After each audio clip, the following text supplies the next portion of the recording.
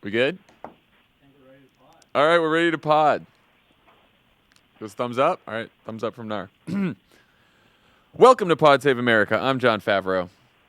I'm Dan Pfeiffer. Later in the pod, you'll hear Jon Lovett's conversation with Congresswoman Lauren Underwood, who stopped by Crooked headquarters this week. Before that, we're going to talk about the news, from why Democrats are embracing ideas like eliminating the Electoral College and the filibuster, to Trump's new strategy around a potential Mueller report, to the latest on the candidates looking to beat the president in 2020. On the new episode of Pod Save the World, Tommy talks about online extremism with Charlie Wartzel of the New York Times. On Keep It, the gang talked about the new Elizabeth Holmes documentary, and they interviewed Busy Phillips of Busy Tonight. Tickets are still available for our shows in New England, in Boston, and Concord. You can get them at crooked.com/events. If you live in Boston, you might also be seeing a promo video that involves Tommy and me teaching Lovett how to speak in a Boston accent. Might be coming to a Facebook page near you. It's worth checking out. All right, let's start with the news. So over the last few weeks, a lot of the Democratic presidential candidates have been talking a lot about what I will call small d Democratic reforms. During a CNN town hall this week, Elizabeth Warren endorsed eliminating the Electoral College. Multiple candidates have talked about adding seats to the Supreme Court or instituting term limits on justices. They've talked about statehood for D.C. and Puerto Rico.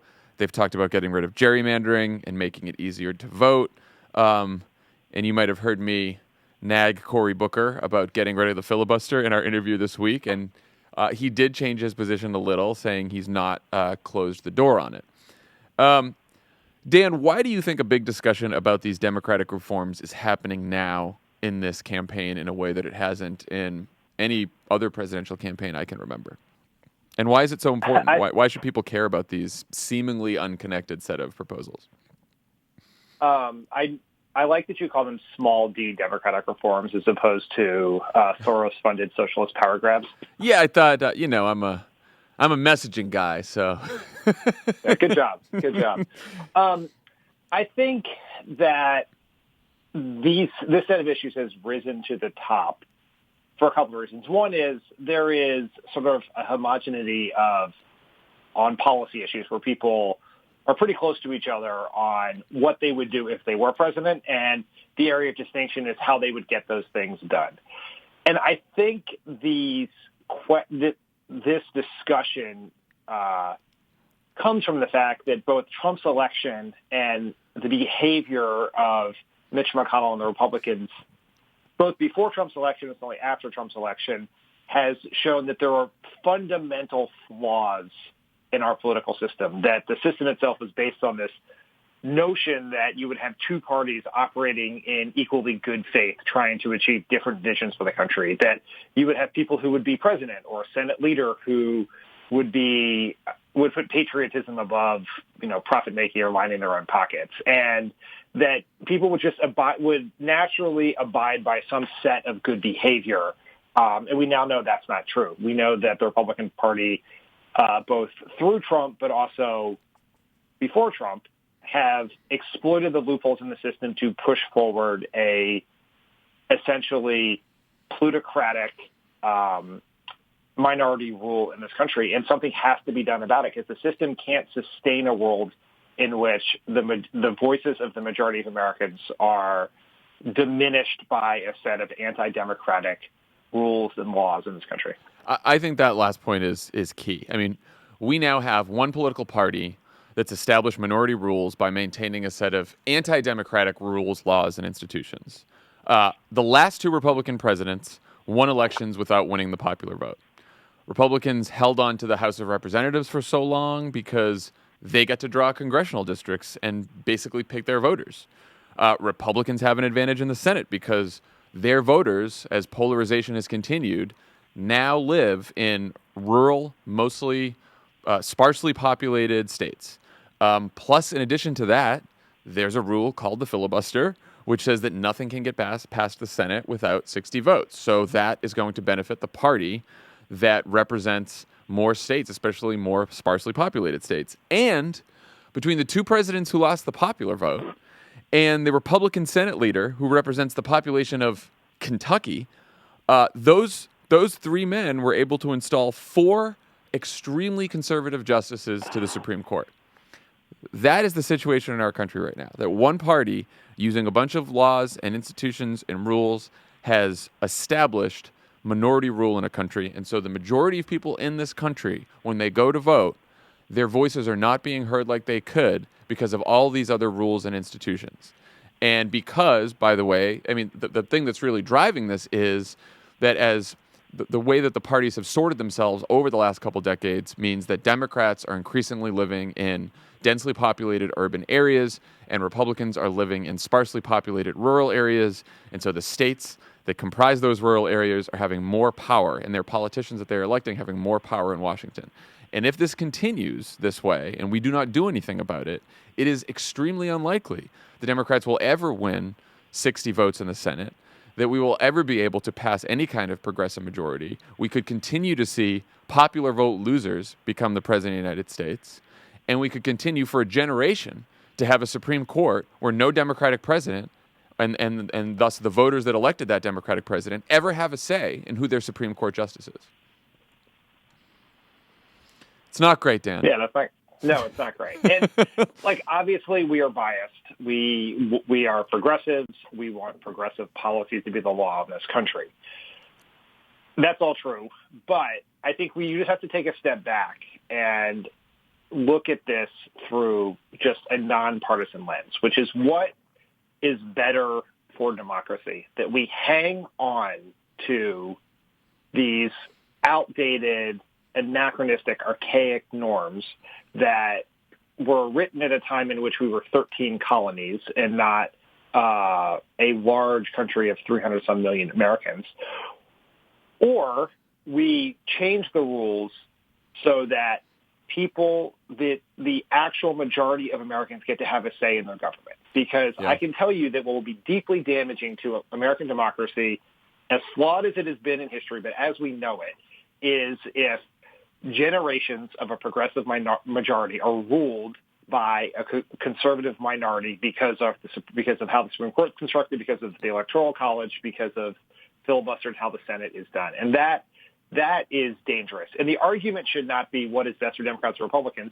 It is what does the majority want, and then it is for the Democrats and Republicans or whatever other parties may come to exist one day that to argue for what that is. Because the Republicans had a choice after they lost the 2008 election.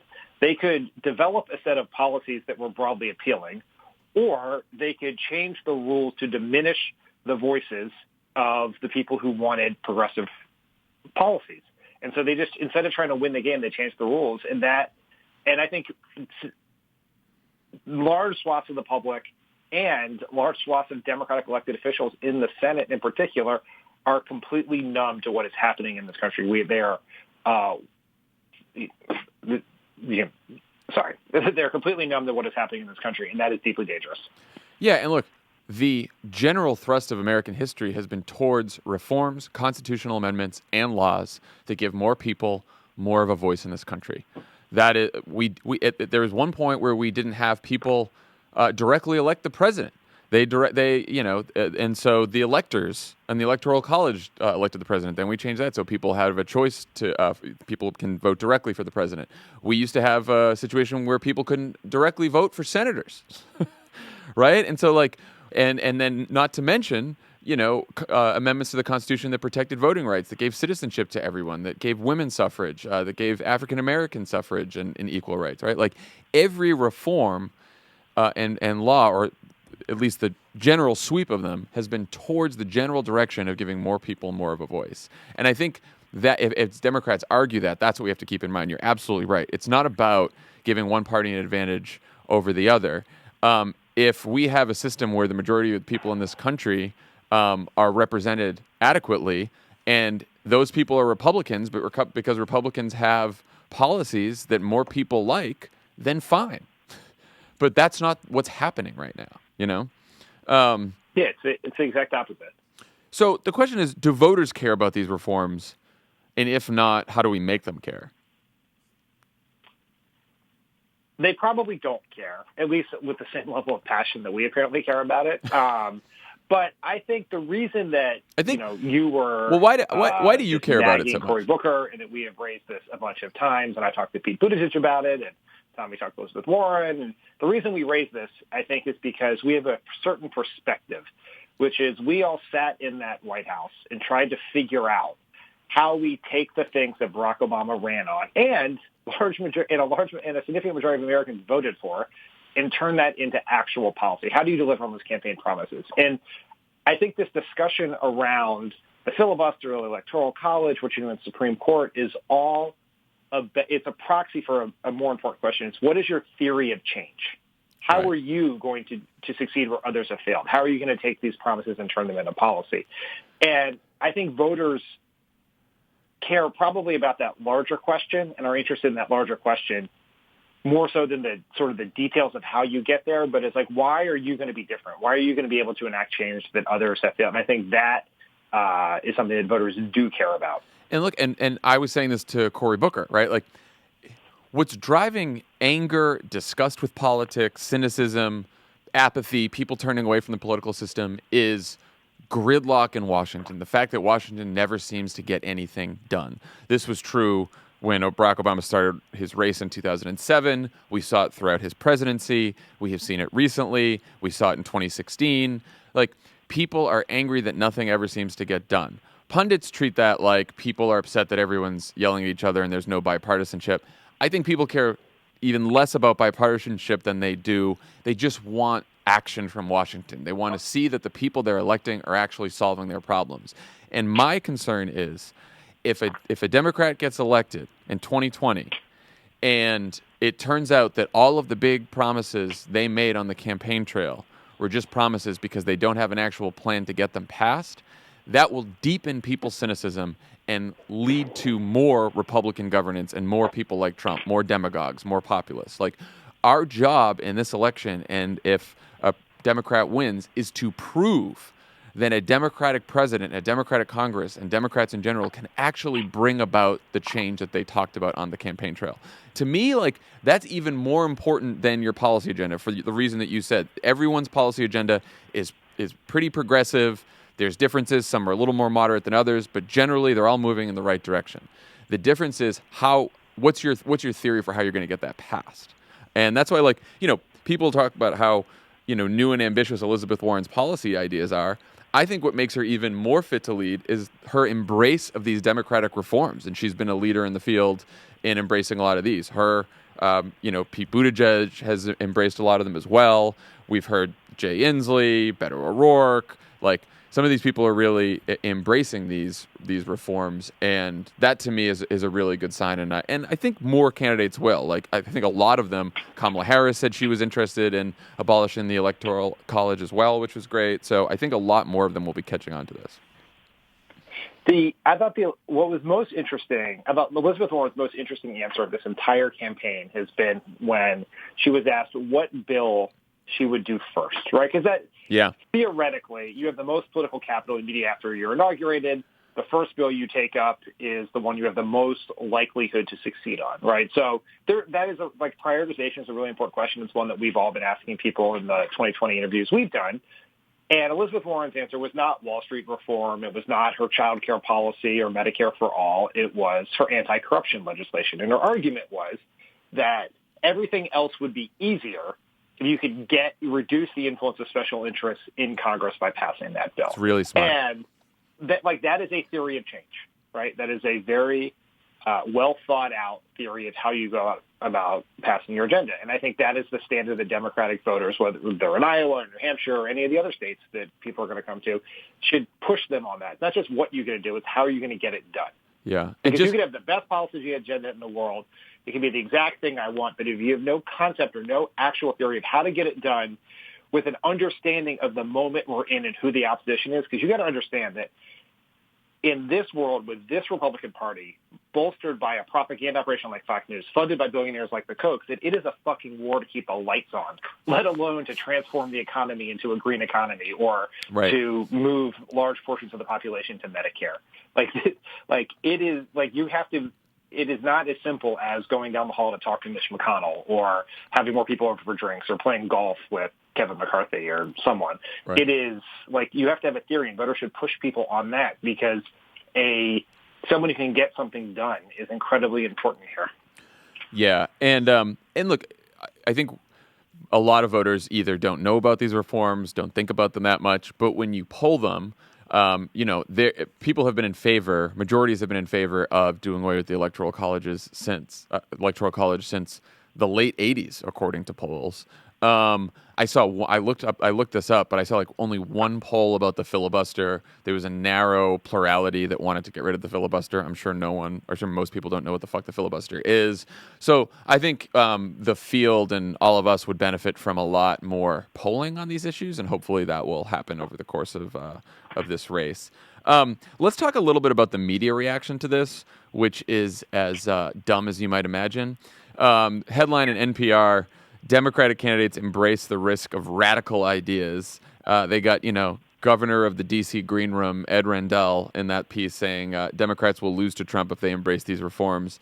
And here's James Hohmann of the Washington Post, quote, "It's discordant to watch Dems warn in apocalyptic terms that Trump's disregarding sacred norms and destroying the republic in one breath, while calling for court packing, abolishing the Electoral College, ending private insurance, and paying out reparations in the next." I don't know why those last two things are part of this discussion. It just that tells you something right there. Dan, you want to take that one? You want to tee off here? Just, before the Twitter hordes go after James Hohmann, he's a good reporter. His daily Washington Post newsletter is smart. So yeah, no, I love it. I just want to not tell people I vehemently disagree with this tweet, as you will hear in a second, but he's not the cause of all the problems in American journalism. So I just want to stipulate that. This idea is so fucking stupid it hurts my brain.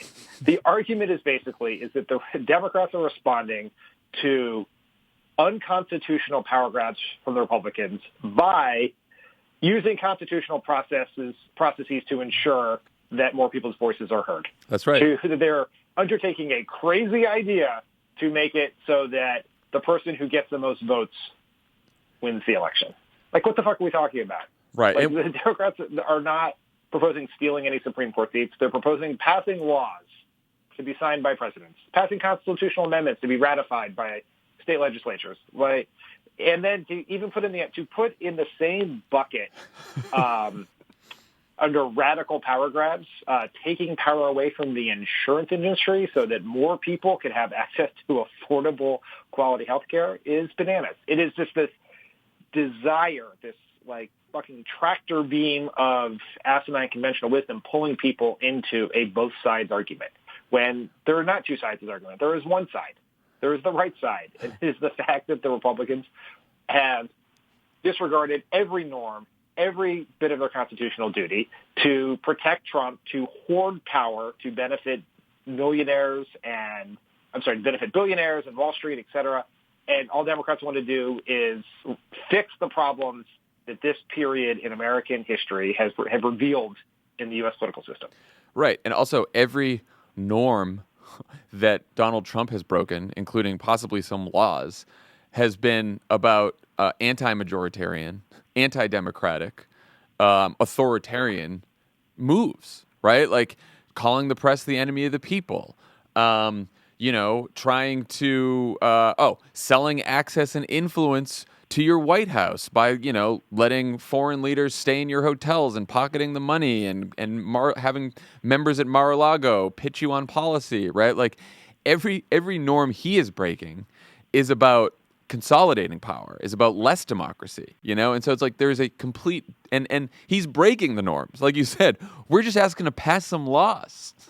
Right? If we can't pass them, we can't pass them.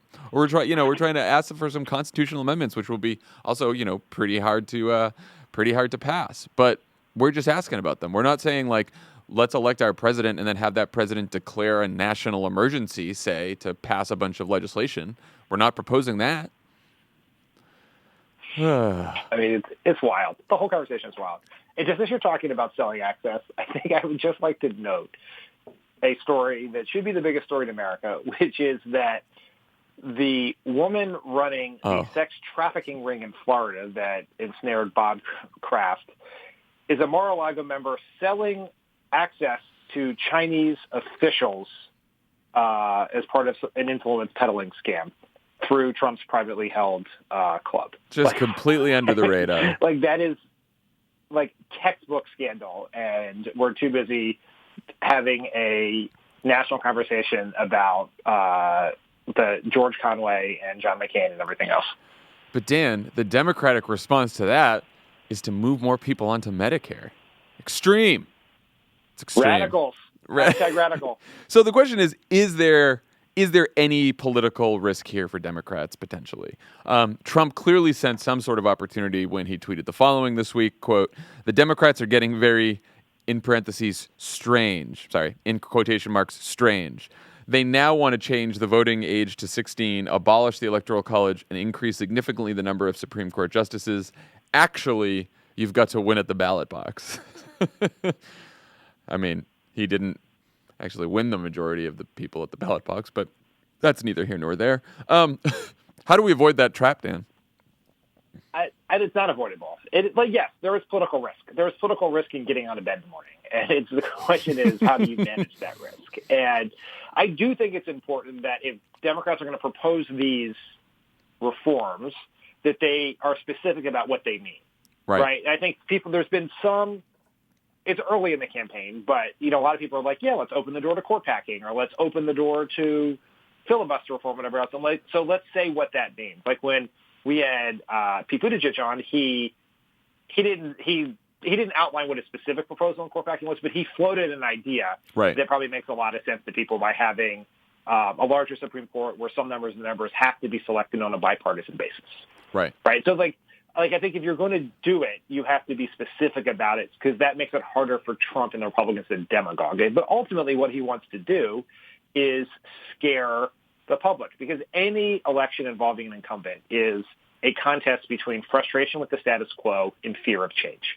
And Trump was able to win the election by telling people that their frustration with the status quo exceeded their fear of Trump as president. And now he's going to try to do the reverse with Democrats. But that doesn't, we talked about this in 2018, we talked about this related to immigration or Medicare for all, or whatever it is that Trump is going to lie about your position. So if you think you can be for keeping the Electoral College and keeping the Supreme Court, and Trump and the Republicans are not going to attack you every day for court packing and eliminating the Electoral College, then you're insane. Then you have been sleeping through the last many years of Republican politics. So before we move on, we've talked at length about filibuster and court reform on this pod before, but we haven't actually talked much about eliminating the Electoral College. We mentioned that Elizabeth Warren called for this during her town hall this week. It's something Pete Buttigieg has been talking about for quite a while. And he talked about it in his CNN town hall a couple weeks before. Kamala Harris told Jimmy Kimmel she'd be open to the discussion this week. Beto O'Rourke said, quote, "There's a lot of wisdom in the idea." What do you think, Dan? Good idea? The Electoral College is fucking stupid. It is a stupid idea. It is an old idea. It makes absolutely zero sense. The idea that we exist in a system where a minority of Americans can elect the president because of what state they happen to live in is such an outdated idea. It should be eliminated, and the fears about the changes it would wrought are also stupid. It is so common sense that it's stunning and telling that we actually haven't done this a long time ago. So, the big argument, well, there's a couple arguments against doing this, right? The first argument is this is what the founders intended. The founders in all their brilliance. And so we must not change what the founders intended. And look, we have already talked about this just on this pod, right? Like the founders also set up a system where people couldn't, directly elect the president or the Senate. And the people who could participate in democracy were white male landowners, right? So the founders' intentions have gone a little bit astray on who participates in our democracy. That's number one. So the other big argument against this is, okay, well, if that happens, then presidential candidates will only compete in densely populated areas in the cities, right? The election will just take place in Los Angeles and New York City and in Chicago and places like that. and no one else will have a voice. What do you say to that argument? Well, John, I have some thoughts on this, but you and we've done a lot of traveling during presidential campaigns. Yeah. How many times did you think we went to Ohio, Florida, Colorado, say, in the last, month or so of the 2008 or 2012 election? All the times. All the time. So fucking often you know exactly what hotel you're going to stay in. We went all the time. How many times did we go to Idaho? Never been. How many times did we go to Los Angeles? Just to raise money. 0? Yeah, to raise money and be on the Tonight Show. Campaign and see voters. Yeah, no campaigning and seeing voters. You go to you go visit with some rich people. You get their money, and then you do a show.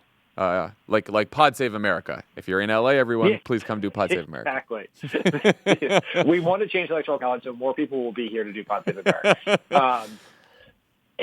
People are already campaigning in a narrow set of states. And the idea that they would only go to densely populated areas people only go to mostly densely populated areas in those states now. You go to the largest media market. You go to where there are voters. I mean, but this is not a problem that you're not creating a problem and you're not fixing a problem. You're simply changing the fact that you think it's a good idea that the majority of Americans should be able to pick the president. And there are densely populated areas like Atlanta or Jackson, Mississippi, or places like that candidates never go to that they might go to now, because that vote right now, a vote in Georgia, at least before this upcoming election, and a vote in Mississippi is worth almost nothing because you already know how the outcome's going to be. But if you could get some number of votes out of those states, you would go to those states. Right, it would actually, I think, make it that people would campaign more places, not fewer places. And frankly, it seems to be the reason that Elizabeth Warren wanted to have that town hall in Mississippi and break that news in Mississippi, because Mississippi is a state with a very high percentage of African Americans who live in that state. But because the state is so Republican, because of the system that we have, presidential candidates don't go there because they know it's going to go. It's going to go to the Republican, and if it was about stitching together a national coalition and not a coalition that adds up to 270 electoral votes in different states, presidential candidates might go to Mississippi and campaign there and talk to those voters and give those voters a voice. And this goes for both sides as well. If you're a Republican in California, do you really think about going to the polls to elect the president? Like, might you think about it a little more if you knew that your vote counted towards a national popular vote, as opposed to thinking, well, California always goes to Democrats, so what does my vote matter?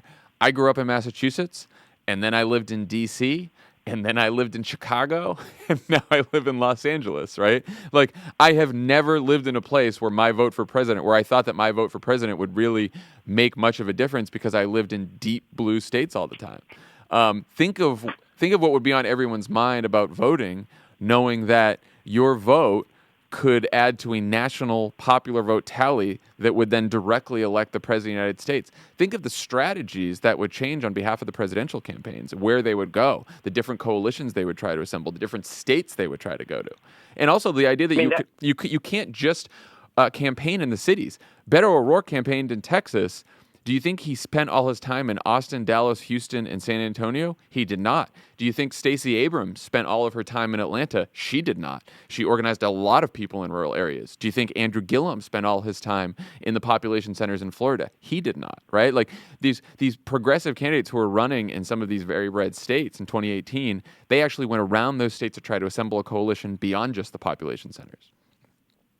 I mean, the other way to think about this is just from the perspective of a campaign, how it spends its money, how it spends its time. Is right now, a Republican candidate has zero incentive to narrow the margin in California. A Democratic candidate has zero incentive to narrow the margin in Texas or Louisiana or any other states like that. So now, simply, it would make so much sense in a popular vote election for a Republican to campaign and spend money in California, because if you can just narrow that margin by 5 points, that's millions of votes that are available to you, right?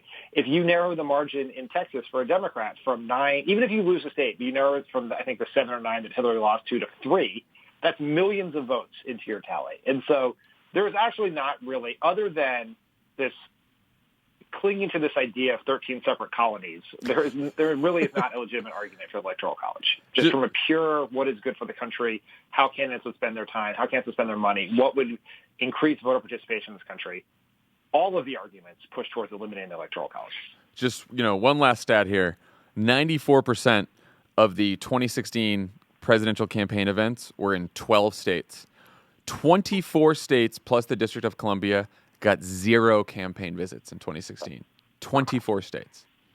That's. I think we settled this. That's the Electoral College. So the question is, what do we have to do to eliminate the Electoral College? Obviously, this is in the Constitution, so there is a constitutional amendment. Constitutional amendments are extraordinarily difficult to pass because you need 2/3 majorities, you need state legislatures to ratify, right? But there's another way to do this.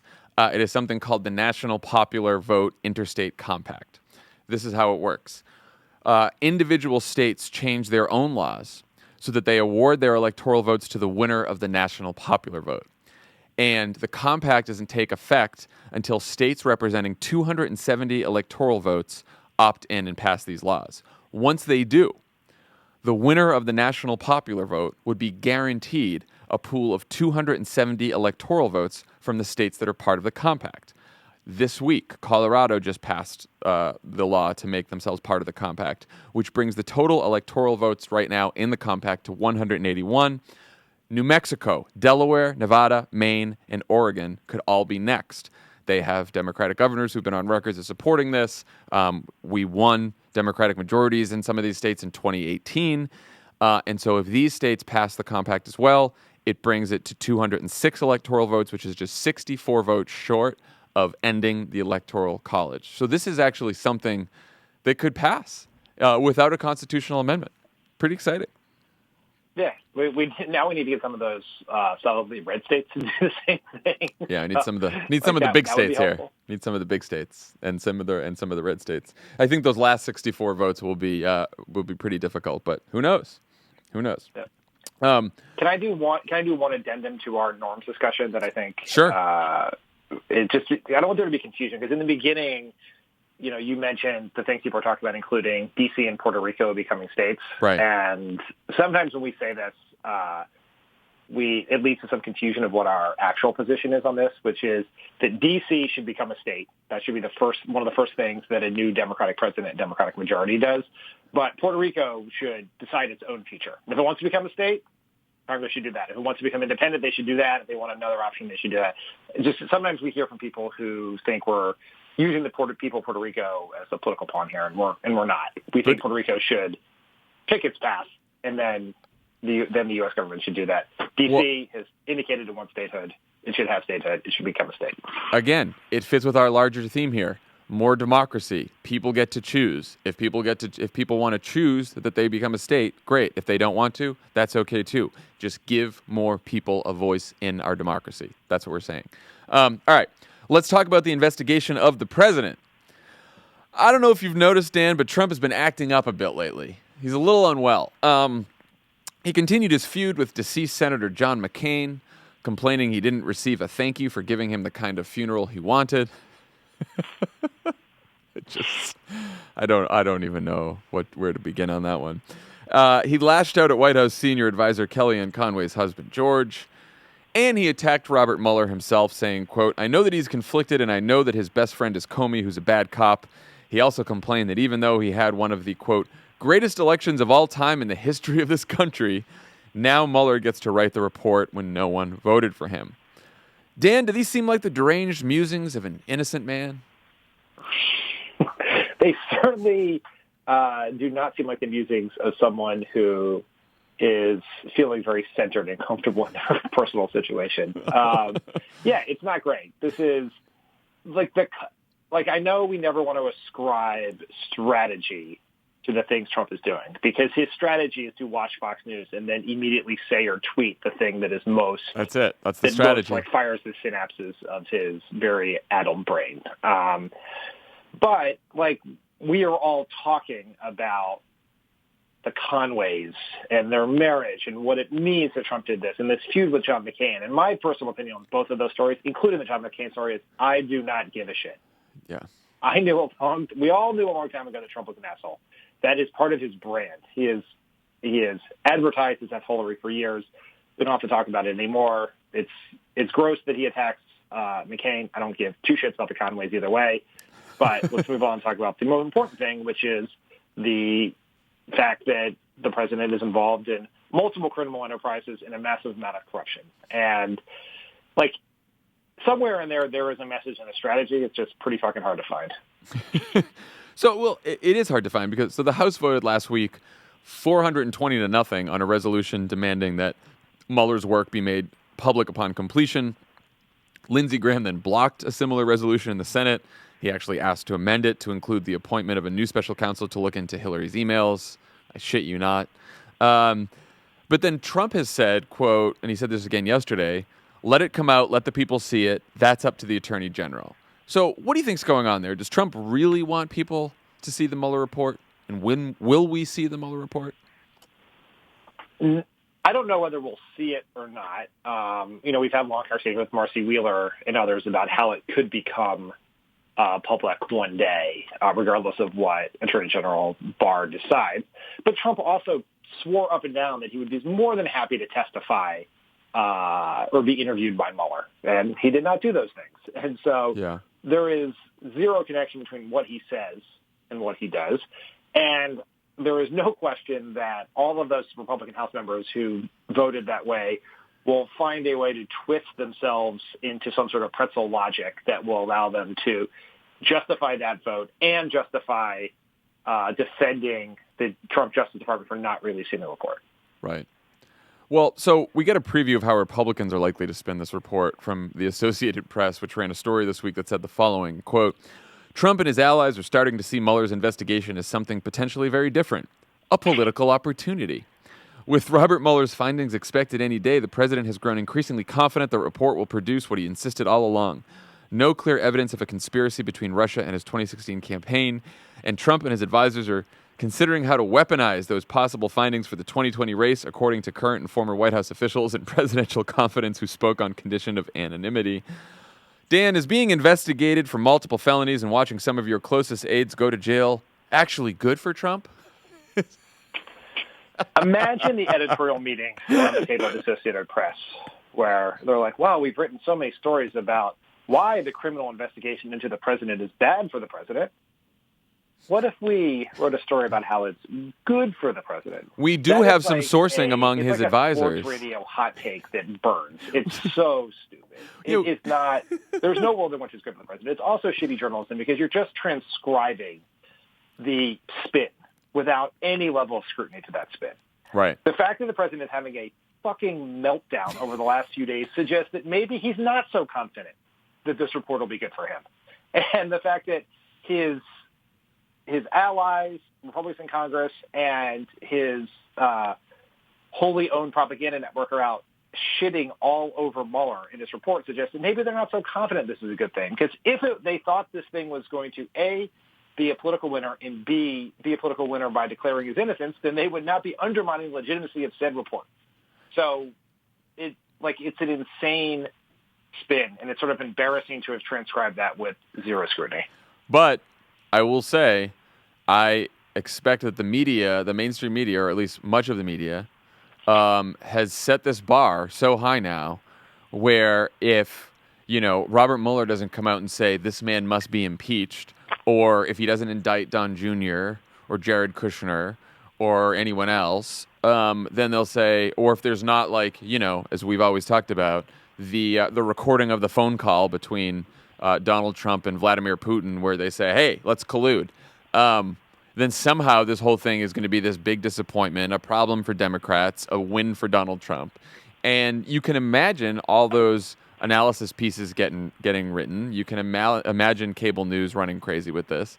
I don't quite know what Democrats do about it except, bang their heads against the wall and scream. But it does seem pretty wild that given the information we already know about the president's criminality, his advisors' proven criminality, and all the other corruption that's going on in this administration, how that can be good for him, I don't know. like I'm like pre-angry about this. Like I already know exactly what's going to happen. I already know who's going to say what. I know who's going to write what. I can read the fucking chyrons on TV. I know what my reaction is going to be. I already know what I'm going to tweet. I know what you and I are going to text about. I know what I'm going to yell in that podcast. I had seen the future. I know how this is going, and it's going to be really fucking annoying. But it is, let's get this thing out of the way. Let's get this fucking report over with. Let's turn it in about Mueller. If you got to send some people to jail, let's send them to jail. If you're not, let's get the report out. Let's go through this ritual process where the press decides that this is a winner for Trump, that Democrats overplayed their hand. Oh, my God, what are Democrats going to do? Like, it's over. Like, people will start pre-drafting Trump's second inaugural. Let's get that out of the way. Everyone needs to focus on the fact that Bob Mueller ain't going to solve our fucking problem. The only way Trump is getting out of here is if we, not Positive America, we, the American public, do the hard work of winning elections, just like we did in 2018. We knew Bob Mueller wasn't going to save the Democrats from not getting control of the House. So we have to know that Bob Mueller is not the solution to our problem. We have to beat Trump at the ballot box. So let's get this behind us and start focusing on that. Dan, there's some good news. By saying this right now, you've ensured that before this podcast comes out, Bob Mueller will come out with a host of indictments and potentially save us all. John, I knew this was a possibility today because the chatter is quite high in Washington that the chatter is the quite Mueller high. report is coming anytime soon. My afternoon is free. Basically, after 1 o'clock today, I am ready for emergency pods, bonus pods, live tweeting of things. I am prepared for the rage that will come when this report does not. Because the only thing the press would accept would be just one page that just says guilty. Guilty. Right? And then Bob Mueller perp walking Donald Trump out of the White House. That's what they were looking for. Yeah. Perp walk Donald Trump out of the White House in cuffs with Bob Mueller, and he's got his hands raised high. Victory. That's what some people think is going to happen. It would be like one of those huge busts where they also take Pence down and Nancy Pelosi just moves into the office. Anything short of Nancy Pelosi moving herself in the office by 5 today is a massive loss for Democrats and Trump the election. And then at the end of the episode, she just puts on her shades, and just walks out of the Capitol Hill, walks down to the White House, takes a seat. That's it. That's the end. Roll the credits. she will only govern in those sunglasses. All right. It's a good segue to what we really need to do in 2020. There were a pair of somewhat concerning stories about Democratic enthusiasm heading into the next election that ran this week. The first was by Matt Iglesias at Vox, who wrote about what he believes is the demobilization of the resistance since the midterms. He said that there wasn't a mass mobilization around the emergency declaration from Trump. There wasn't a mass mobilization forcing a Senate vote on the House Democrats' anti-corruption, pro-voting rights bill, H.R. 1. Our friend Ezra Levin of Indivisible responded saying there was plenty of activism around both of those around both of those issues. But Ezra did agree that we have got to build political engagement now in advance of 2020, that we can't wait till 2020. In the other piece, Washington Post reporter Philip Bump noted that in special elections before 2018, Democrats overperformed by an average of 9 points, overperformed their usual margin. But in the special elections since the midterms, the ones we've had recently, which I haven't even noticed them all, to tell you the truth, but there've been a bunch, and Republicans have overperformed by 1 point and have already picked up 4 seats held by Democrats. So first overall question, how much should Democrats be worried about complacency heading into 2020? As we say, or as I say, I guess, worry about everything, panic about nothing. Yes, right. We should be worried. I think in both these pieces, they're sort of two separate things, but they are related around the enthusiasm question. I think it is unfair to talk about the Vox piece for a sec, to expect Democrats to have a same level of civil disobedience response, that the same level of civil disobedience response we had to taking health care away from people or banning all Muslims from coming to this country, to the moving around of federal dollars for small portions of a fence that will be built. Like, it's not the same thing, right? Right. I don't think you can, the emergency declaration has long-term process concerns about how our government functions. But the actual result of it is not something that is immediate or real or affecting people. The building of the wall itself is something people should mobilize around, but this is a very small piece of it, and it's a very esoteric, sort of dumb argument, and everyone knows that everyone's sort of playing a part in a fake game here. So I'm very cognizant and receptive to Ezra's response to this. Yeah. But we do have to assume that Republican enthusiasm is going to be through the fucking roof. And we have to remember that Republican enthusiasm in 2010 swept them to one of the largest, at least in terms of seat pickup, elections ever. And then they got their ass kicked in 2012. And so, you have to recognize that 18 can teach us lessons about how to win in 20, but it's not predictable what's going to happen in 20. So we have to be even better, even smarter, even more enthusiastic. In a larger presidential field, you actually need more enthusiasm. You need more people to come out because small increases in enthusiasm here and there are minimized by the fact that it's happening in a larger pool of voters. So it's going to be hard, and we have to be aware of that. Yeah. And look, and the other thing that can sort of hurt us, or at least sap our enthusiasm about beating Trump, is an extended fight with each other about who we're nominating in 2020. And I think it is true that most Democrats in the country right now, most Democratic voters, the vast, vast majority of voters, probably have warm feelings towards all the candidates.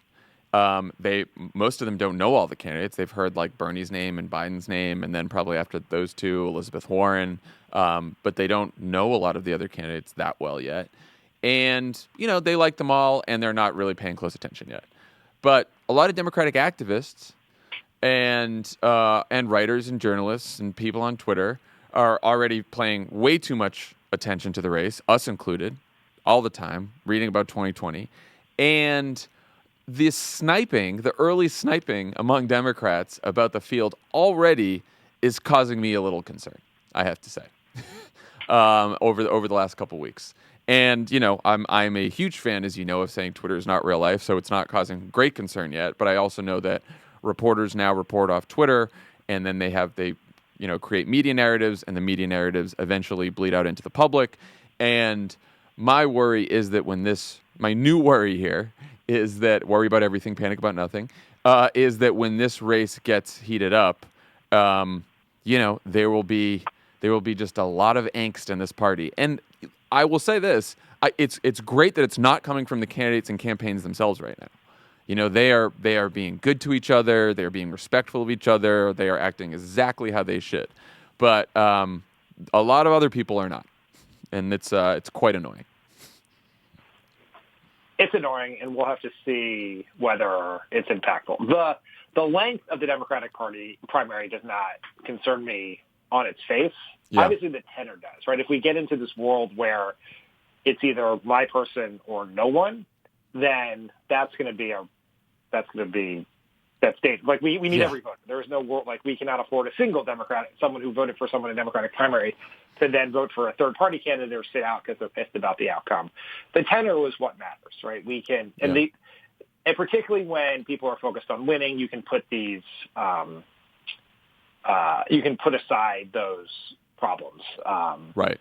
We'll put aside the division. So I have lots of concerns, and I do think we have to be cognizant and aware of the fact that beating an incumbent president is very hard.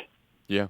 The history of it is not great. It usually requires everything to go your way. And that's even true when the incumbent president you're trying to beat is an incompetent clown who is treating the presidency as some sort of pretrial diversion program to avoid going to jail. This is going to be challenging. We are going to have to do everything right. We are all going to have to get on board. And people have to. The question for me is this primary plays itself out and everyone's getting involved and picking the candidate they support and donating that candidate or texting for that candidate or making calls for that candidate. What are we doing, we writ large progressive universe, to do two things? One, what are we doing to build up the infrastructure of the Democratic Party and the larger progressive world to help that nominee once we have that nominee? And second, what are we doing to prevent Trump from strengthening while we have this fight? And those are the questions I think a lot we will spend time talking about, the DNC will spend time talking about, Democrats in Congress and others will spend time talking about, which is, as this primary plays itself out, we can't put all the other work of beating Trump on hold. Right. And I think, so what do we do about all this? I think we have to remember to focus on Donald Trump, on what he's doing, because that's, that unifies us, that unified us during 2018, right? We can't completely ignore Trump here. I also think we have to focus on down ballot races, right? Like we have to focus on the Senate.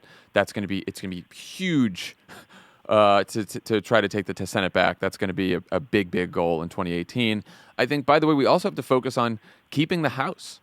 I was talking to some of the newly elected members of the House, and we're facing sort of the end of and we're going to talk about fundraising in a second, but we're facing the end of the fundraising quarter at the end of March. And the NRCC, which is the Republican committee that deals with House elections, are already set to target a bunch of the most vulnerable Democrats who just won in 2018.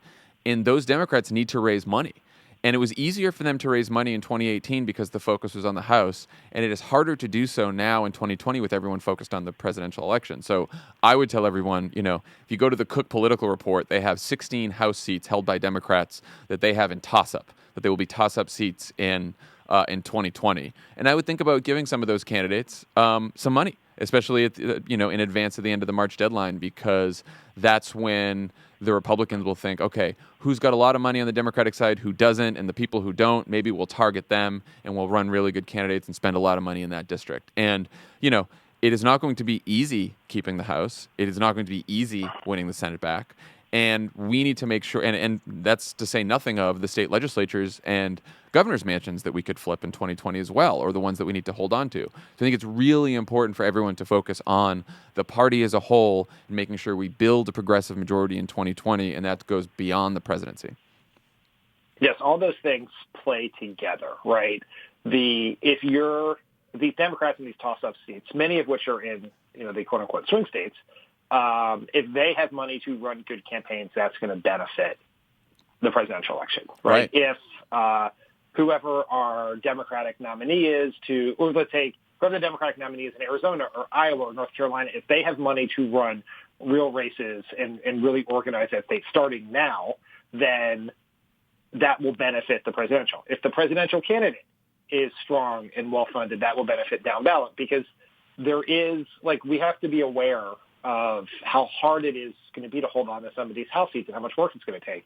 What was the popular vote margin in 2018? Was it 7 points? I think so, yeah. So it is extremely unlikely that, absent a collapse in Trump's numbers or some exogenous event that were to happen, that a Democrat is going to win the popular vote by 7 points. Right. So this is a tougher playing field already, so it's going to take even more work, even more organizing, even more focus and smart strategy to hold on to some of these seats and ensure that if we have a Democratic president, we have a Democratic Senate and House to actually do the things we care about. All right, let's talk about fundraising in the presidential and how much it really matters. The Wall Street Journal reported this week that former Vice President Joe Biden has told at least a half dozen supporters that he will be running for president and has asked for their help to kickstart his fundraising. According to the Journal, Biden could have an exploratory committee set up by sometime after Easter, which is April 21st. But he's also reportedly concerned about making a big fundraising statement if he were to get out of the gate and told supporters But he's also reportedly concerned about making a big fundraising statement right out of the gate, and he told supporters he's worried he won't be able to report the same kind of online donor numbers that people like Bernie Sanders and Beto O'Rourke did as they kicked off their campaigns. So just to step back for a minute, is Biden right to be worried about raising money online? Why is online money treated as more valuable than traditional fundraising these days? A lot of people hear these numbers, and I think there's not a lot of context for what it means, how much it matters. Why should we give a shit about this? It's a pretty stunning statement about how fundraising in campaigns has radically changed in the last few cycles. Mm-hmm. Because here you have the two-term Vice President of the United States been in Democratic politics for decades, who I'm sure has met every Democratic fundraiser, has one of the largest Rolodexes in the history of Democratic politics. And he is worried about fundraising because he cannot raise money. He's worried he cannot raise money from people who are giving $5, $10, $27, $48, whatever the average for your chosen candidate is. And we're in a world where having a large fundraising email list is seen as more valuable and more important than having a large Rolodex of rich people. And I think that's great progress for the country. Biden is right to be worried in the sense that you have to have the list. You have to have been working on this for a long time. You have to have built up a donor base, and he just has not run a campaign that's had the ability to do that in ever, right? But he did not have that success in 2008, and then he was on the ticket in 2012, and so it wasn't his list, and he didn't run in 16. And as far as I know, his team has not spent the same amount of time and energy and money that Kamala Harris's team in particular spent in the last few years using digital ads and using other strategies to build up their list. And so you're sort of starting from scratch. And so it's going to be very hard to come anywhere close to what some of these other candidates have done, let alone what Beto or Bernie did. And how much does money matter? Obviously, we know it matters in the sense that, like, you need money to hire staff and run ads and do all the things you do in a campaign. But what, if anything, does the amount you raise, and I guess more specifically, how many people you've raised it from, tell us about a candidate's chances or a candidate's political strength? Does it tell us anything? Well, President Jeb Bush would tell you that whoever has the most money wins. Please clap. Yeah. I think there's two separate things here, right? Which is, if you can raise lots of money from lots of different people, it is a measurement of enthusiasm for your candidacy, right? That people are excited enough about you. The large enough people are excited enough about you that they are going to give you money. And that is important. Now, I think the lesson of the joking Jeb Bush reference is the person with the most money doesn't necessarily win. And there's lots of changes in how politics are conducted with you mentioned the internet, social media, the new media landscape that allow there are more that you can be smarter and succeed with less money. But I do think you need to hit a threshold to be able to run credible campaigns in the early primary states, in primarily Iowa. And so in that sense, I think there will be some sort of cutoff. I have no doubt that Biden can cross that threshold through whatever means he gets there. But you have to hit a threshold to be able to run a real campaign, and below that, then you're just sort of wasting your time and everyone else's.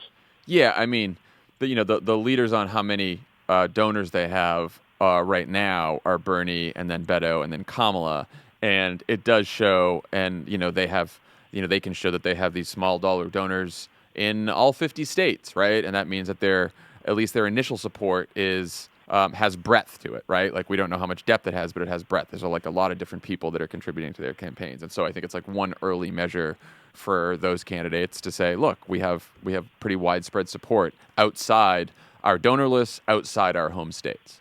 But you're right that beyond that, like, especially as we get into, it's like one of those early indicators, and as we get deeper into the race, it matters less. One way, though, it does matter a lot this time that it hasn't mattered in the past. The DNC is offering debate invitations to candidates who have at least 65,000 donors, so long as they also have a minimum of 200 donors in each of at least 20 states. So you can get into the debate by hitting that threshold of donors or earning at least 1% in a series of public polls. And so for candidates who aren't polling well, or who aren't polling well just because no one knows who they are, because they're just like brand new names to people, building this donor base is a way to get on stage at the debate. And that's why, Pete Buttigieg recently surpassed the 65,000 donor threshold. Andrew Yang has surpassed the 65,000 donor threshold. He's a venture capitalist who believes in universal basic income. I don't think we've talked about him much on the pod yet, but he's going to be on the debate stage. And fucking former Senator Mike Gravel is floating a presidential bid. And for those who don't know who Mike Gravel is, what year was it that he was on the debate stage, Dan? 2008. 2008, Mike Gravel is on the debate stage, and let me tell you, he's a character, to say the least. So, like, I don't know. There was some interesting Politico piece the other day, like, was this the smart move of the Democratic National Committee to make it based on donors? Because could just very random people sort of game the system to get 65,000 donors, and suddenly you have all kinds of folks on the debate stage? I mean, sure, yes. You have to be able to put together a real campaign to get 65,000 donors and spread out over 20 states. That's a fucking hard thing to do. Yeah. And you have to draw a line somewhere. And I think the ability to build a grassroots fundraising base is a better measure of deciding whether people should get on the stage than a series of poorly conducted media polls where people have very limited name ID. Because that's a self-fulfilling prophecy, which is if you don't, you aren't known, so you can't get on the debate stage, so you can't get known, so you can't get on the debate stage. It's sort of, not an ideal way to do it. So having both measures, either or, I think makes sense. And yeah, we might end up with, it might have seemed absurd, 2 months ago for you to say, well, the mayor of South Bend, Indiana, who's 37 years old, is going to be on the debate stage. But now that everyone's gotten a chance to hear Pete Buttigieg and see him, and he's been able to build this fundraising base, I think everyone's excited he'll be on the debate stage. And so, I think it's a fine measure. Is it a perfect measure? No, there's no perfect measure here. You're going to anger some people. You're going to have people who you wish were on stage who aren't, who you wish weren't on stage who are, and that's just sort of how it is. But it's better than just simply using polls, which I think is not a great way to do it. Right. Last question before we go, since this was in the news this morning. What do you think about the various reports that Biden is considering the selection of an early running mate like Stacey Abrams? I am as pro Stacey Abrams as you can get. I want more Stacey Abrams in my politics. I want more Stacey Abrams in my life. She is one of my most favorite politicians that I have had a chance to meet in my life. I think she is amazing. I have to say, and I say this as someone who has a long-standing level of affection for Joe Biden as a Delaware native, and obviously we worked very closely with him for a long time. I'm deeply uncomfortable with the way this conversation is happening. That Stacey Abrams, someone who has as much claim to run for president as anyone who's running for president, is being slotted into a vice presidential slot before she even makes a decision. And I think that is I think that's unfair to her, and it's an unfortunate way for the conversation to take place, and it's diminishing of someone who should not be diminished in any way. Stacey Abrams is a star. She is brilliant. She is, I agree with you. She's one of my favorite people in Democratic politics. And if I were her, I would be like, okay, I'm either going to run for president or I'm going to run for Senate. And if she runs for president, she will be an incredible addition to the field. And if she runs for Senate, that's great too. It should be up to Stacey Abrams. But the idea that through like reports about advisors that like they're thinking of like slotting her in on a ticket, I don't know if I were her, I wouldn't want that. Right? Like I'd be like, I'm a star. I got more votes than any Democrat in Georgia's history. I should run for Senate here, or I should run for president myself, which she could. So I think it's a little silly. And I don't think it's great for Biden either, by the way. I think that if you're going to run for president, you need to go out there and say, I'm running for president on my own. Vote for me. Don't vote for me because you like that there's a package deal here. It doesn't seem, I don't know. It just doesn't seem like, it seems more of like a gimmick than a well thought out move. Yeah, I think that's exactly right. The American public's, bullshit detector is quite high, and it'll seem gimmicky. It's basically like putting a flashing sign over your head that says weak. And it's just like the similar idea also floated in these stories that Biden would commit to running for only one term, which is being talked about as a way to deal with his age. But I remember seeing polling in 2008 because people were floating this idea about McCain, who was also an older presidential candidate, and it polled terribly. People, I think they don't want to go through election twice. It's just if you were too old to do, or for whatever reasons unable to do two terms, why would I pick you to do one term? Now maybe it's a different world than it was, a decade ago, but it seems alarming. I think the biggest threat to Biden's candidacy right now is not the lack of an email list. It's not age. It's not his older positions. It's the verbal diarrhea of his advisors who are having these conversations in the pages of the New York Times instead of within a conference room at his headquarters somewhere. And so Right. he is like put all the ideas on the whiteboard. Just don't show the whiteboard to Jonathan Martin at the New York Times. I think it's really diminishing to Biden. It hurts his chances, and it makes if he were to decide to run, it makes his announcement less of a clean shot by having this big national discussion about how weak his advisors think he is and what absurd measures they can take to address that weakness. Yeah, for all we know, Joe Biden has already decided against either of these moves and is just going to announce his run for president on his own. But now, because people couldn't keep their mouths shut, this is out there all over the news today. So that's, it's a good lesson on running a tight ship in a campaign so there aren't a lot of leaks. We tried very hard to do that in 2008, and so I think it's a wise move. Okay, when we come back, we will have Jon Lovett's interview with Congresswoman Lauren Underwood.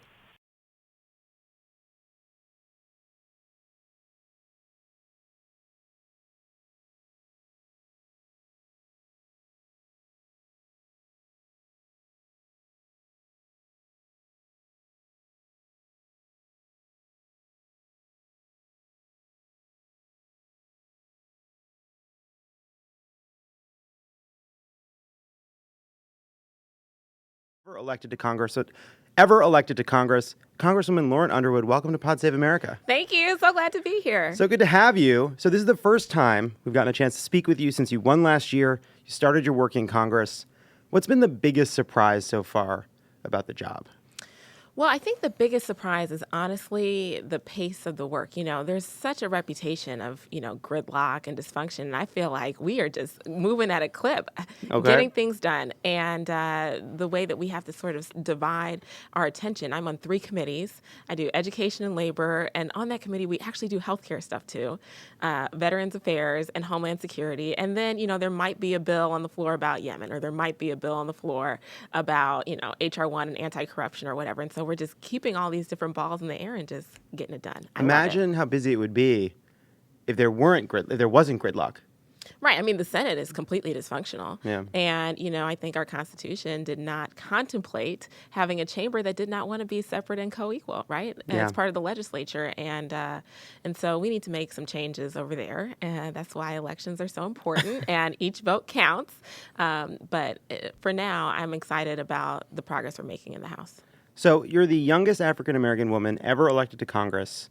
What's an issue where you feel like being a young African-American woman in this space that is, I was looking before you came in, the average age of a member of Congress is now around 60, which is the oldest or close to the oldest it's ever been. What is something that you find you're bringing that some of the members are learning from you just by your presence?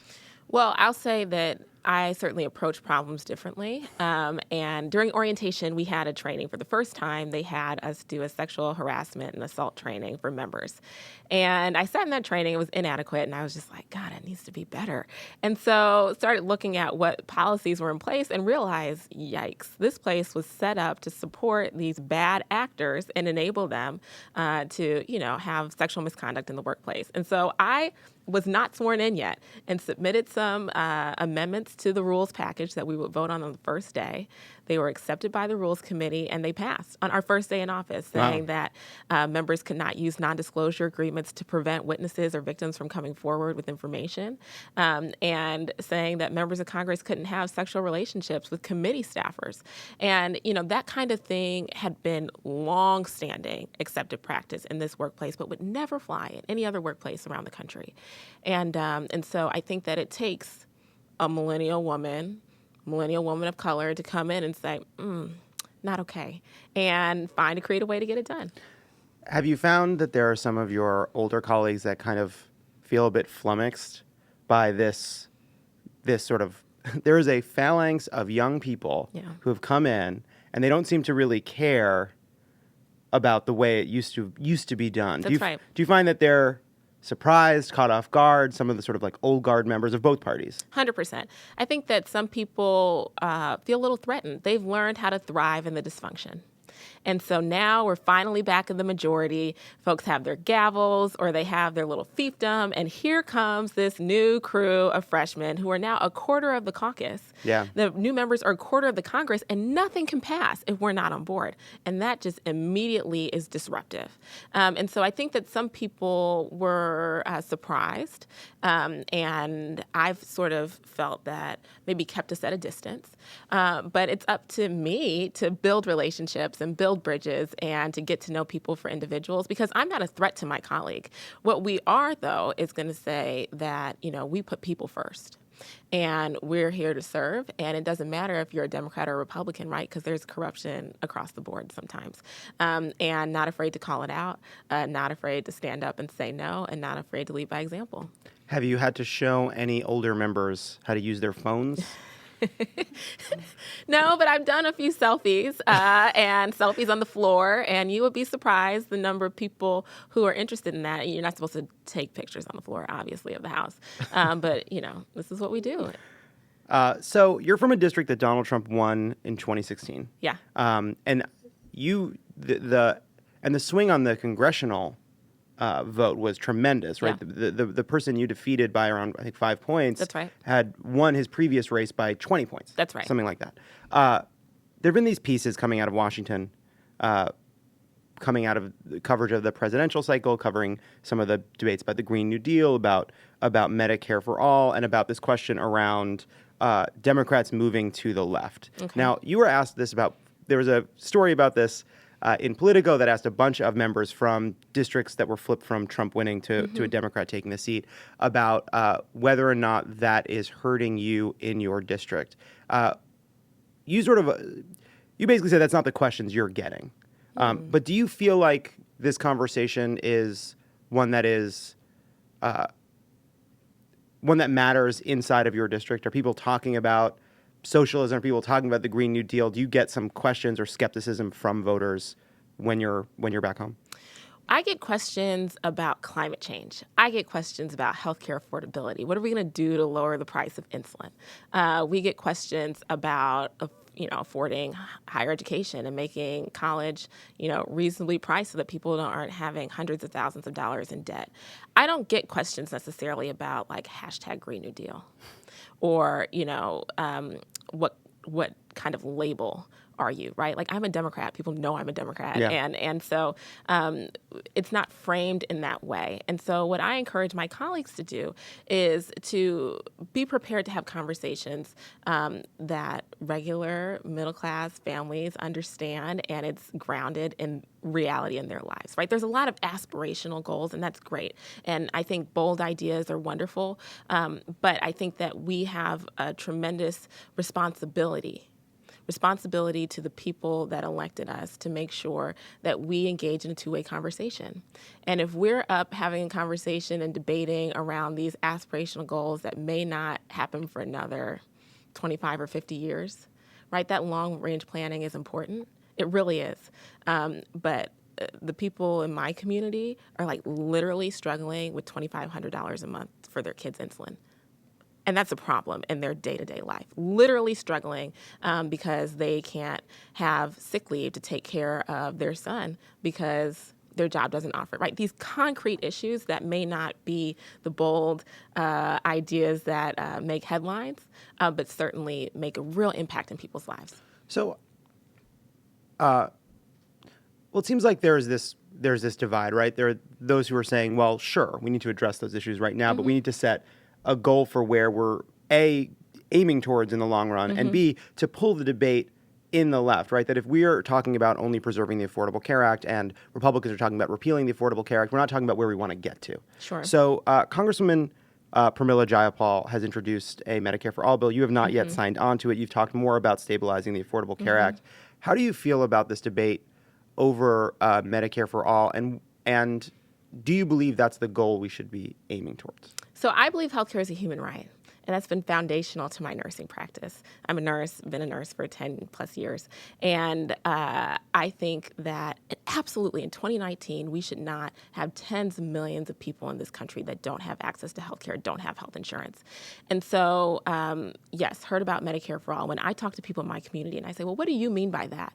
I usually get a variety of answers. People say Medicare 55 and up, Medicare 40 and up, 18 and up, Medicare at birth. Those are all very different things. And some people want to buy in.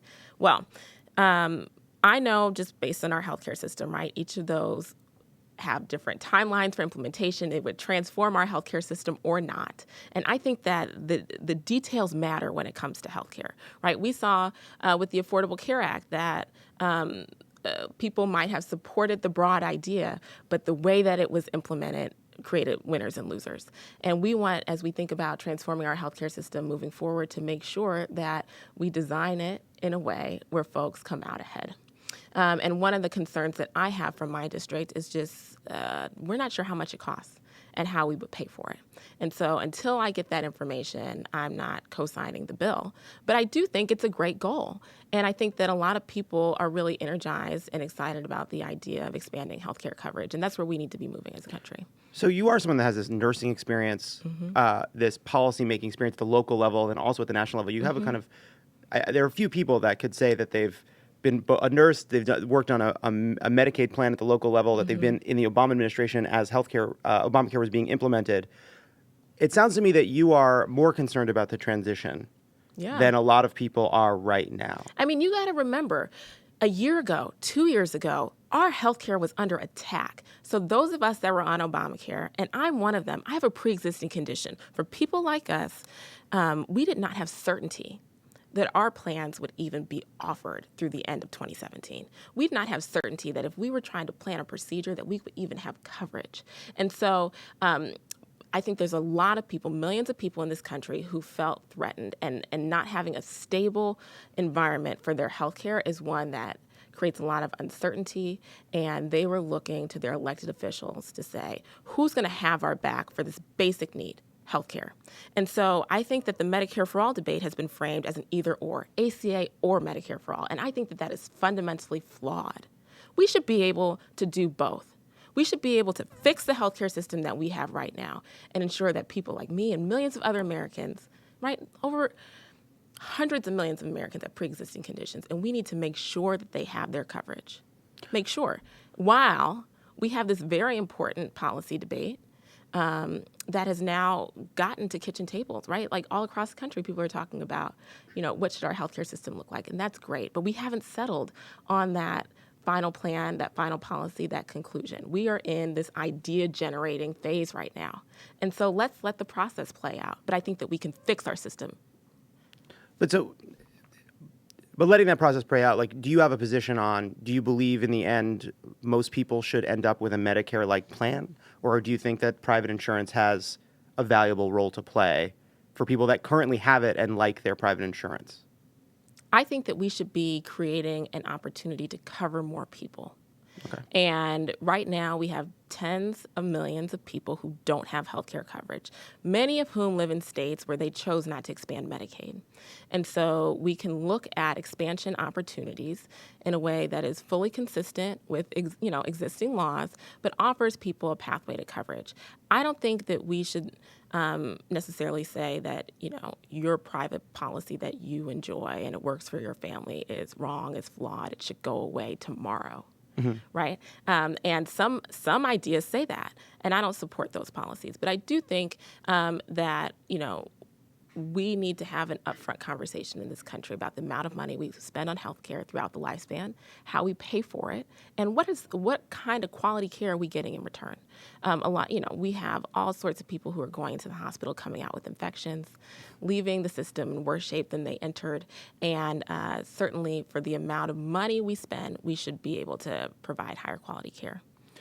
So about oversight, you had a moment with the Secretary of Homeland Security talking about family separations, about the impact it has on the children, the kind of effect it has on these families. It was a big moment.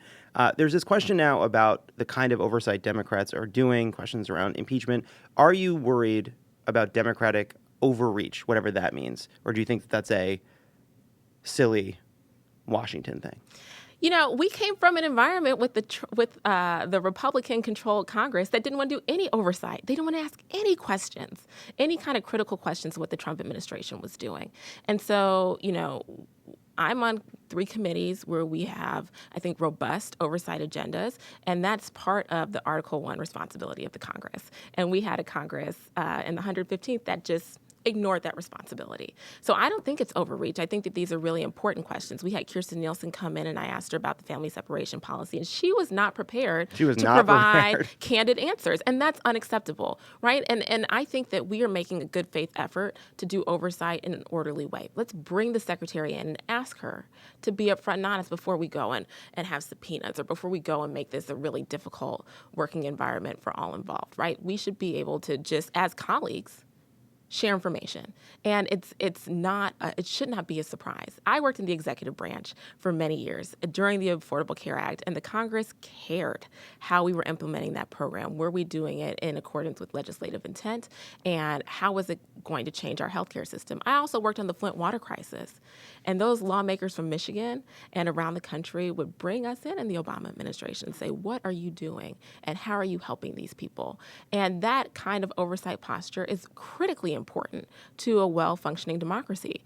And so I believe that what we are doing as House Democrats in the Congress is one that is important for the long-term health and vitality of our democracy, and it's doing it in a way that allows for bipartisan action. And I'm really encouraged that, you know, maybe not during the hearings when the cameras are on, but maybe the closed-door briefings, my Republican colleagues have a lot of questions about the topics that they hadn't wanted to raise on their own, right? So on Homeland Security, we've had private briefings on election security. What happened in 2016? With the hacking, you know, what's gone on in 2018 and how were we able to ensure that our elections were able to go on without interference, right? Publicly, you don't see Republicans wanting to ask any questions about that, but privately, they have follow-up questions and they want information, right? Amazing how courageous some of these people are privately. Well, you know what? I'm not here to ask for sympathy for our Republican colleagues, but what I will say That's smart. is right. But what I will say is there is a responsibility to protect and defend the Constitution of the United States. And I believe that there are true patriots and lawmakers who are willing to uphold that oath from both political parties, and that's encouraging. So I think we've seen a little bit of that, right? There was this 400-0 vote that the Mueller report should be public. People took 420, sorry, yeah 420 to 0. Though a few presents. A couple people voted. I'm here. I'm around. Whatever. But at the same time, you know, we've seen a breakdown in the House Intelligence Committee between Democrats and Republicans. Sure. Congressman Nadler has faced criticism from his Republican colleagues for the sweeping requests that he made, which, you know, I personally think are justified. Speaker Pelosi has talked about the need for a bipartisan basis if we ever, or, you know, bipartisan buy-in if we ever to move toward impeachment. And yet, if we decide that the standard is not some objective, nonpartisan standard, but one in which both Democrats and Republicans agree that something went wrong, aren't we giving a veto? Aren't we saying that if there's no standard by which Republicans will decide that Donald Trump did something impeachable, there's no standard by which Donald Trump did something truly terrible that demands being called out because they're worried about calling him out because of their base, because of Fox News, because of all the pressures they're under, are we creating a standard in which Democrats are held to a set of norms and values and principles, but Republicans aren't because Republicans aren't willing to call out their own as much? Well, okay, I have a lot of thoughts. One, haters are going to hate, and the Republicans, right, we know that they are going to protect their own. They are going to always criticize what we do in terms of oversight action, and they want to talk about something else. It makes them uncomfortable. It's not flattering to their base, to their colleagues, and they want to deflect. That does not mean that we change the subject. It means that we continue forward with our priorities, which are to protect and defend the Constitution. Really basic. Now, in terms of the standards that Democrats are held to, I think that we all are held to the same standard because we all are up for election in 2020, right? And so it's up to the American people and how they judge our performance. And impeachment is one issue. It's not the only issue. And in communities like mine, it's not the main issue.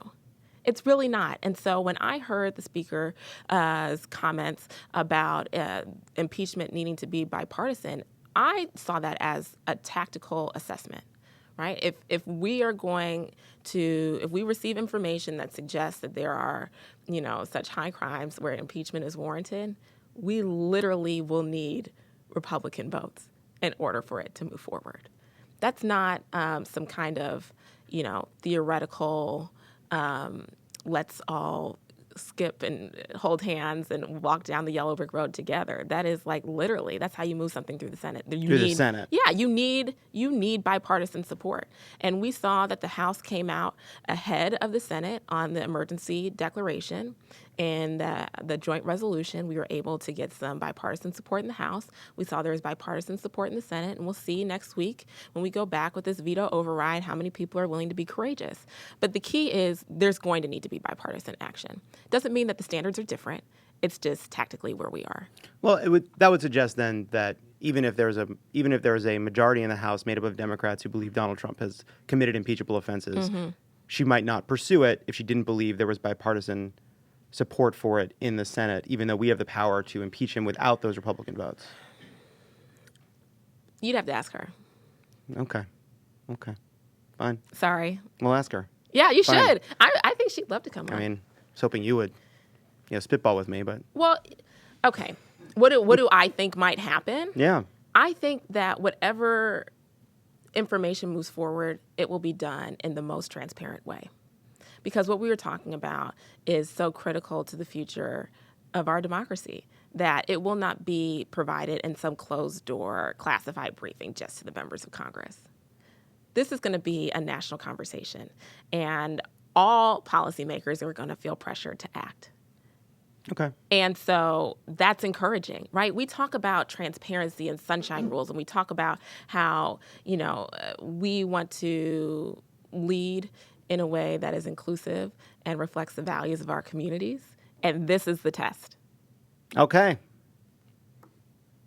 You have a very good member of Congress sustained eye contact with me. Oh, good. It's very intense. Uh-huh. I feel as though I'm the No. only person in the room. Good. It's just a private conversation that we're having here. So you're roommates with Congresswoman Katie Hill. Katie is my girl. She is a friend of this show. Uh-huh. She was one of the Crooked Eight. Oh, really? One of the people we campaigned for and sort of led an effort out here in California because we were going to flip those seats. On election night, we weren't sure if we were going to get them all. We ended up getting them all. Does she leave towels on the floor? What is the most annoying thing that she does as a roommate? Are there old boxes in the fridge that should be thrown away, but she won't do it? Okay, so Katie is the best. All right. First of all, this is such an odd thing. I'm 32, Katie's 31.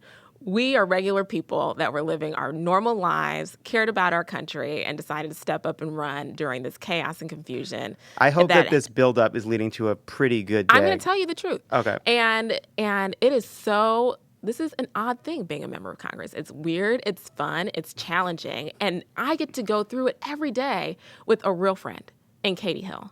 And so, we have lots of Amazon deliveries that come, and her family sends all kinds of fun stuff, and it's like an unboxing, like the bloggers do the unboxing. It's like that. Sometimes it's pretty fun. She goes on TV shows, like the news shows and stuff. And so sometimes it's really early, sometimes it's really late. So sometimes we miss each other, but I'm always excited when we're both home and we can catch up.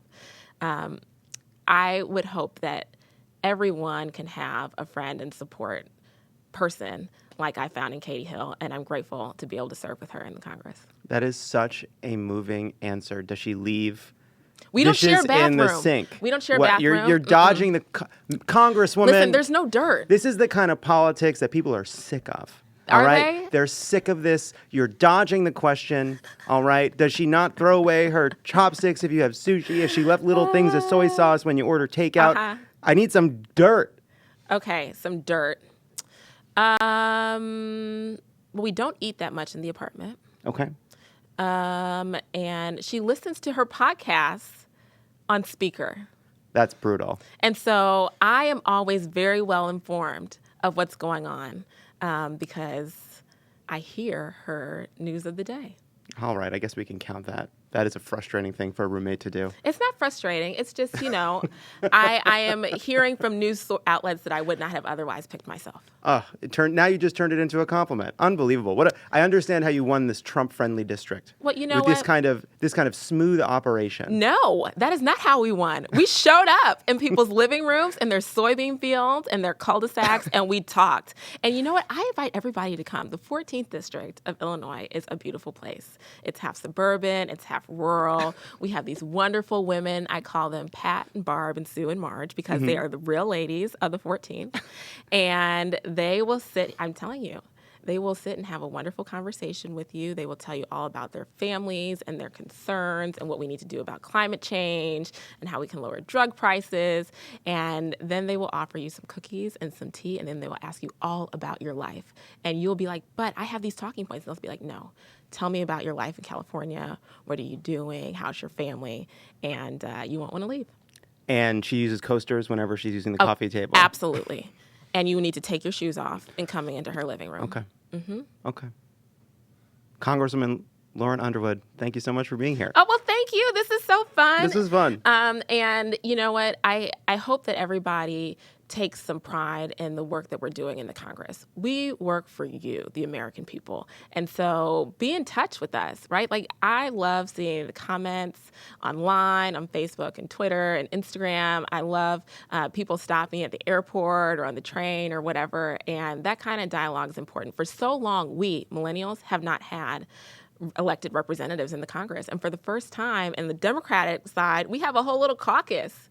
It's cool. And let's make sure that we are doing the work that, will improve all of our lives. Do you think that titling this episode Congresswoman Underwood slams roommate Katie Hill will get people to hear it? You know what? Let's talk about that clickbait culture. And let's talk about these reporters that are so pressed to sow division between me and my other congressional colleagues. I'm sick of it. Particularly the women of color in the caucus. That they will slap my picture on an article that I am not quoted in that is not relevant, and they'll be like, centrist Democrats are worried about socialism in the Democratic Party. And I'm just like, that have nothing to do with me. Take my picture off of it. I feel as though maybe I played into this in some way by trying to divide you and Katie. I would just encourage everyone to reflect on the importance of having a big tent party and the opportunity for voices to speak authentically. And perhaps if folks are, a little bit uncomfortable with, the thoughts being expressed, maybe let's just focus on those sentiments and not who is speaking, right? Because for the first time, the superstars coming out of the Democratic Party are young women of color. Isn't that incredible? It's exciting. It's exciting. And, that's disruptive in and of its own, and people get, they start to feel some kind of way. But we're here, and we're leading, and we're making change, and we're serving the people, and I'm really excited. Let's just leave it there. Okay. What are we supposed to do? Thanks, I can't say anything after that. Thank you so much. Appreciate it. That was great. Couldn't get you to say anything about Katie.